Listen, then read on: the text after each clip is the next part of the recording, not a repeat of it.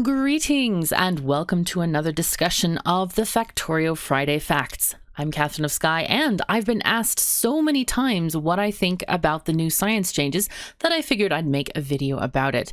First of all, this is Friday Facts number 275, all about science changes, and I'm highly amused by this picture of the biters and our engineer sharing flasks, and I don't know if they're going to drink them or not, but this is a huge picture which you could actually use as a desktop wallpaper if you wanted to. But it is highly amusing. And I love that there's this sort of atomic bomb in the background. It's like, yeah, we'll just survive Armageddon together and have a good time. So the first part of the FFF talks about what the current state of all of the science is, and how they are fitting into the game so far. And then they talk about naming the various things, and I'll let you read that as you like. I kind of like the new names. They're very interesting. Of course, I would say all of us, 99% of us, are still going to call them by their colors. But I do agree with the reasoning in the FFF by calling them the names that they are. Automation. This is a good name because it is the beginning of the game. Because if you remember, we do not start out with assembly machines. Those are a required research. One of the first researches I do ever in a game is to get the automation one, which is assembly machines. And then we have logistics, which is going to be higher level stuff. Military, chemical, production, utility, and space science. So the next part of this FFF deals with the changes to science. So red and green are going to remain the same, and I actually kind of like this. There's some talk in this paragraph here about possibly adding one pipe to the recipe for greens. And of course, the devs are always asking for feedback, so you should go on the forums and leave your feedback if you have thoughts on this. I guess I'll leave mine in this video, but anyway, I feel like green is already complicated enough. I see a lot of new people building bases. And when you have red science, you have only one crafted item. Copper plates are, they're made in a furnace, but that's just basic. You have to convert ores. You can't do anything with raw ore. Well, you can do some things, but in most terms, you would convert all the ore to copper or iron plates. And I think it's good to have one crafted item. Now, green science, or what is it called now? Logistic science has two crafted items which have multiple different ingredients. Inserters require green circuits, as well as some plates, I think, and gears as well. So I feel like having these, they are multi-crafted items, is probably enough for new players. And I don't think pipes really need to be added to that. I like green as it is. So that's my thought on this is a lot of people get kind of stuck on various sciences, and we want to make it as accessible for new players as possible. So I think I like green science as it is. All right, so now we move on to military science. And this is also where tiers start to come into play here. These also, if you notice, they are one science pack is created by each of these ingredients. But when we go to military and chemical science, it's now 2 times. And then production and utility are 3 times recipes. So the devs are really making it much more obvious as to the tiering of the science packs and what order they should be made in. You shouldn't think about military before you've got green and red. So this is, I like this idea of making them more figure outable for people who maybe they've never seen a playthrough. They're just discovering the game on their own for the very first time, and it's very much more obvious what comes next. So one of the big changes in military science is the removal of turrets from the recipe, and instead it's replaced by 2 times walls. I really like this change. It makes it cheaper to make, and it also allows you to mass produce walls.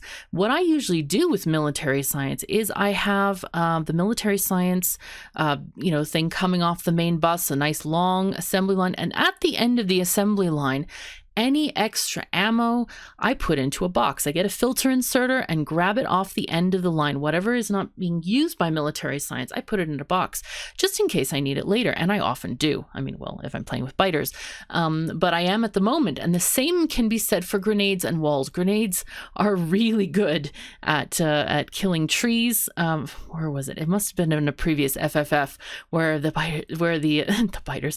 devs were like, these are great for killing enemies like biters and trees. I don't remember where that was, but I found that quote so funny. I was just very, very entertained. It might actually, was it up here? Was it up here? No, it's not. It might have been in a previous FFF. Anyway, I found that comment absolutely. Oh, here it is. No, it's right there. Grenade stays. This is a very useful weapon against large groups of enemies like biters or trees. Confirmed by the devs, trees are enemies. So keep this in your thoughts. I love this particular quote. It's absolutely wonderful. Anyway, besides all that silliness, this makes sense to me. You can get extra walls because military science, as you're researching stuff, it's not on all the time. So this is a great way to make extra components to upgrade your factory. All right. Next thing is chemical science, blue science. This is one of the hardest, biggest pitfalls for new players. Always, always, always get questions on this. And I think the recipe is kind of interesting. It makes you use 2 different products of oil.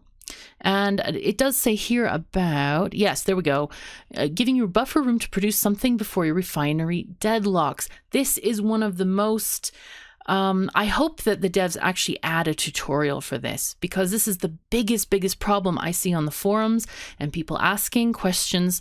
Why is my refinery not producing petroleum? And they don't understand the idea that the refinery needs to be emptied of all the products in order to produce another set of products, because it produces 3 products per craft. So they don't know that that's how it works. For some reason, that's not obvious in the game, and I hope the devs do something to convey that idea. And I think this is a really huge step. This is great because we're going to need solid fuel, which can be produced from any of the oil fractions. If you have a glut of any of them, you can use the solid fuel making process. And as it mentions here, you don't have to get advanced oil processing really, really early on, because that's the first blue science I ever do. Because of the cracking, because you have these tanks and tanks and tanks that are filling up with the oil products that you don't really use. Because normally I don't transition to solid fuel for power generation, because I generally have tons and tons of coal. It's very, very rare that I actually make solid fuel for anything other than the rocket. So I think this is a really interesting combination of items. Now, a reminder, if you're looking at the cost, 2 engine units, I was like, oh my gosh, what is this? But you get 2 chemical science packs, 2 blue packs, because before it was 1 blue pack for the different items. So I think this is a really good recipe. I like this, and it's gonna to help new players, because you'll need to have the solid fuel and the advanced circuits, which are made with plastic. So 2 different products. I like this a lot. Okay, so next we have production science packs. This is really weird to me, but I've read what it says here, and I kind of like, that's kind of interesting. I don't know if rails should be, I feel like they should come in earlier. I might make rails before I make purple science, but this is kind of funky. And I like there's a mention here of direct insertion, which we do often for a lot of different products. And this one would absolutely make sense to have a direct insertion of rail making machines into machines making purple science, because it takes 21 seconds to make this. And I believe rails are, I think they're half a second or something. They're very fast. They're very, very much like the other intermediate products in crafting time. So that actually would make a lot of sense. We have electric furnaces. Another thing that is really interesting is productivity modules. This is funky. This is really interesting, because I have seen so many people that, like, especially new people and beginners, they don't know what those are for, and they are not not quite sure, but if they're made, maybe they'll kind of like, what is this? This is kind of cool, and try it out. They make a point here in the paragraphs of people rushing to productivity 3s, but in reality, productivity 1s are very, very materials efficient, because you get 4% productivity for very, very few ingredients, whereas productivity 3s will give you more. I think it's 10%, but at a huge, huge cost of materials, which is very hard to make up. So if you're just going to launch your first rocket, use productivity 1s at the very most. You don't need the others because they just take too long to pay off. So this is a really interesting crafting thing. And I really like this amount. I love these amounts. I kind of was like, okay, one of this, one of that in these guys. But I like that we're choosing different amounts of materials, like 30 rails. That's a huge amount of rails. And then here we have 3 circuits and 2 engine units. It makes it more interesting in terms of the setup of the factory. And I really like that part of it. So, all right, so let's move on to utility science, which is equally weird. This is very, very funky to me, and I'm highly entertained by these changes. I really think that in the whole history of the updates to this game, the developers of Factorio are very, very thoughtful, and they think a lot about what is best for the game, and they try out different things, and I think they really are working for the best of the game. And this is no exception. This may look really strange, but I think it's actually kind of cool. So you get 3 utility science packs for the cost of 2 processing units, 1 flying robot frame, and 3 low density structures. Again, this is another interesting use of an intermediate product that you can catch at the end of the line and give to robot production. Because a lot of the times in a factory, you get to a stage where, yeah, you need a lot of robots initially, but after that, you kind of like, maybe you need them intermittently. And this is a really good thing where you can grab extra flying robot frames off the line and then put them into robot production. Again, like I was talking about with the military science, where you just kind of grab it off the line. And this could be a really good place to make robots and have a nice supply of them, rather than just having a separate production line for that. You also are going to need 3 low density structures. This is kind of strange, and we find out in this paragraph, yes, it's more useful earlier on since it's one of the ingredients for multiple advanced personal equipment items. So that means it's going to be used in things like power armor, we assume. And I'm wondering, I guess it should be unlocked much earlier on, because or I don't know when it's going to be unlocked, but before it's been unlocked with the rocket silo. And I'm hoping that it will be unlocked much earlier than that for, well, it has to be, because if you need it for yellow science, which was previously required to research the rocket silo, you're going to have it earlier on. And I'm really curious to see what the tech tree is for that.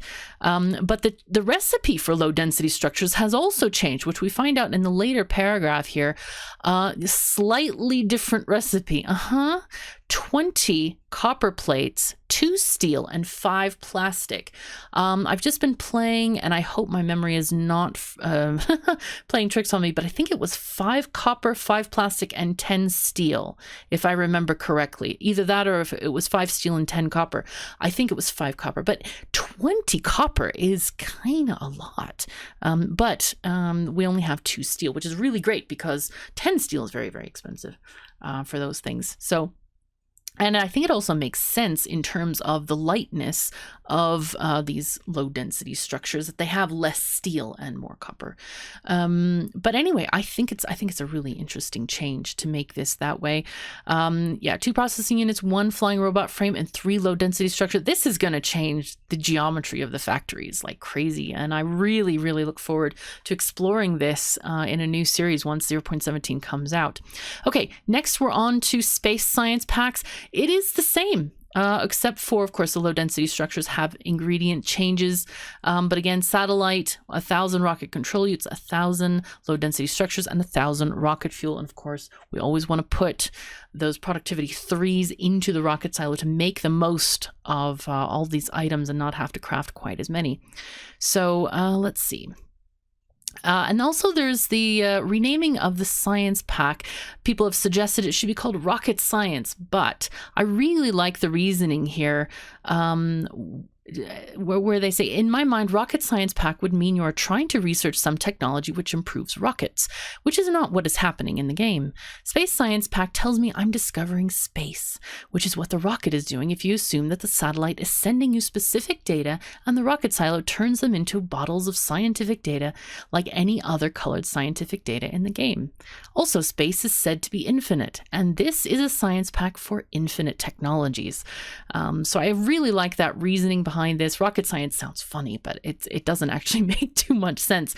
There's also a nice spreadsheet here that talks about how many ingredients per pack, and it's much more balanced than the previous. Well, not much more balanced, but it is more seems more in line than the previous version as well. And there's a spreadsheet. Full spreadsheet you can see here. Let's see. Let's go and click this. You can check this out at your leisure, and it has comparisons between Factorio 17 and 16, or 0.17 and 0.16 here, which you can check out. And they talk about what is going on in the spreadsheet. So another section, which is really good, technologies and science unlocks. And I'm so interested in this because a lot of people have talked about, well, why do we need this and that to get this other technology? It doesn't make sense. And how do we research this first when I need something else? So this is the new stuff.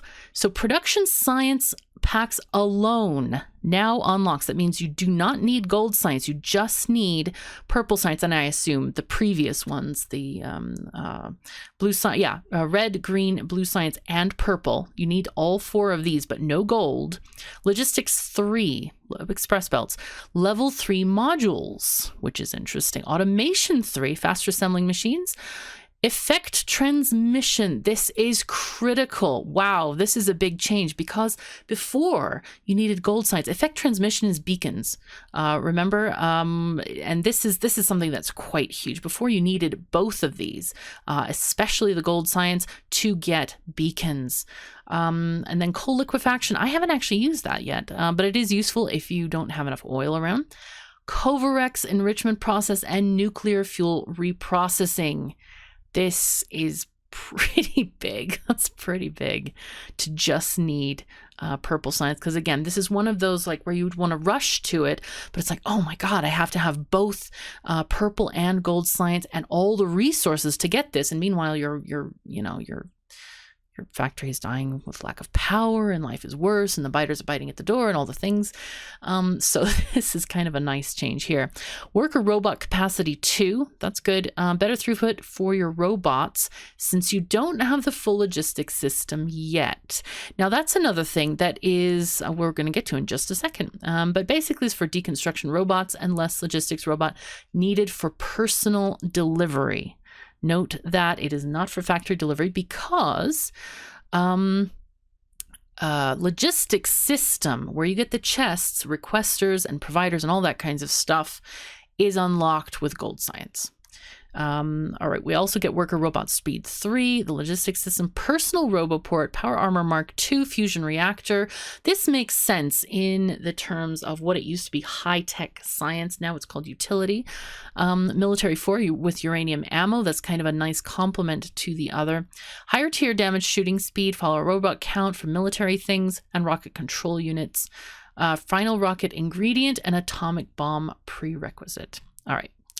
So, and you can see all the stuff, fusion reactors here, and all the other things that are needed with this. And also it unlocks space science. So with that, the only technologies which require both production and utility science packs are, and let's just see, do we get nuclear? I guess this would be nuclear power, or is that Covarex? I can't remember the icons, but Yeah, okay, so atomic bomb, you can see it has yellow and purple, and the rocket is yellow and purple. But wow, beacons, hello. Nice. Anyway, all right, so both are needed for rocket science, space science, atomic bomb, and upgrades like inserter capacity. That's kind of interesting. I would have expected that to be just under purple science, which is production science. I'm still getting used to the new names. And yeah, okay, there we go. Let's see. Yes. So now we have the upgrades to military weapons and things. Basically, this section tells us that they're removing a lot of the redundant things like all of the individual, this bullet damage, that bullet speed, and instead going to more combined categories like physical projectile damage, which is bullets, gun turrets, shotgun shells, and tank cannon shells, instead of researching all those things separately. This makes a lot of sense to me. Energy weapons damage, laser turrets, personal laser defense, distractor robots, destroyers, stronger explosives, grenades, rockets, and landmines, refined flammables, flamethrower turrets, and flamethrower, the handheld version, weapon shooting speed, which is bullets, shotgun shells, tank cannon shells, and rockets. Now, artillery, follower robot count, and laser turret shooting speed are as separate technologies, which also makes sense. I was like reading this, and I'm like, where's the laser shooting speed? We need that. But I like this idea here. Because it affects more than one item, and you don't have to have all of these, oh my God, I have to do research, where you're just clicking it off just to get it off the screen. And then they're talking about prices. They're about double of what 0.16 individual upgrades used to be, but you always get more than 2 improvements in return for some of the science packs. And some of the science packs are now significantly cheaper. Now, I like the next part because you don't get all of the upgrades from level 1. For example, stronger explosives level 1 gives only grenade damage bonus, and on level 2, it gives both grenade damage and landmine damage. And level 3, it influences grenades, landmines, and rockets. And then you avoid... or we avoid that you would get an upgrade for something far before you could possibly unlock it and craft it. That actually makes a lot of sense, because you wouldn't even have rockets when you get the first damage upgrade. It's like, okay, I have a damage upgrade for something I've never even used before. So I really like this new change to military stuff. It makes a lot of sense. Yes, personal laser defense is now influenced by energy weapon damage upgrades. But on the other hand, we have decreased the base damage it does and also decreased its power consumption. Yay! So it's fun to use even with personal solar panels early on. And if you invest in energy weapon damage, it becomes quite good later. I love this in 0.16. It's very, very good already, but being influenced by the research is going to make it even better. I'm fascinated that you can use it with solar panels, because I never use personal solar panels because they're so darn weak. I hope that those are buffed as well, because I just always go for the fusion reactor, because I feel like the solar panels are so useless early on. Okay, so and they're also changing combat robot damage. They're going to buff that, and look what we get. I know you're probably all waiting for me to like scroll down and see the picture of the biters getting deleted by real lasers. So a lot of people had a problem with the Star Wars style laser pellets going. These are actually, whoa, look at me. I have like this I-beam. Holy fuzzy cats, killing the biters. Those are big biters. Wow. And here are the bots, combat robots, deleting with lasers too. This is great. This is fantastic. Both personal laser defense and distractor robots now have the same laser beams as the new high-resolution laser turrets.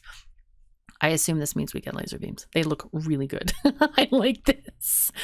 Okay, and rocket style with the military's technology changes. Rocket shooting speed technologies no longer exist. Thank goodness. They just seemed kind of useless. So now these technologies immediately add into the rocket silo so you can get space science. I always thought it was so strange. It's okay, rocket shooting speed 1, 2, 3, 4, 5, and then you can research the actual silo. So this is really nice, a very nice change. The last part of the FFF is free play victory condition. You launched the rocket, but there was no satellite inside. Yes, if you launch a rocket, even if there's no satellite, you will still win the game. Now, this, I think, will actually make a difference for speedrunners because you don't actually have to build the satellite. You can now win without it. So the satellite is only required now for space science, but this will make people happy if they're going for a timed run and maybe they forgot the satellite or something like that. You still get to win the game. So anyway, thank you so very much for joining me. I hope you have enjoyed this discussion about the science packs and all that stuff. Check out the article for yourself. It's very interesting. I always enjoy reading the Friday Facts. They come out every single Friday. The devs are very, consistent about having this out. And I'm really excited about the new changes. Can't wait for 0.17. And I know you guys are happy for that as well. So thank you so much for joining me. Take care of yourselves and each other, and I'll see you next time.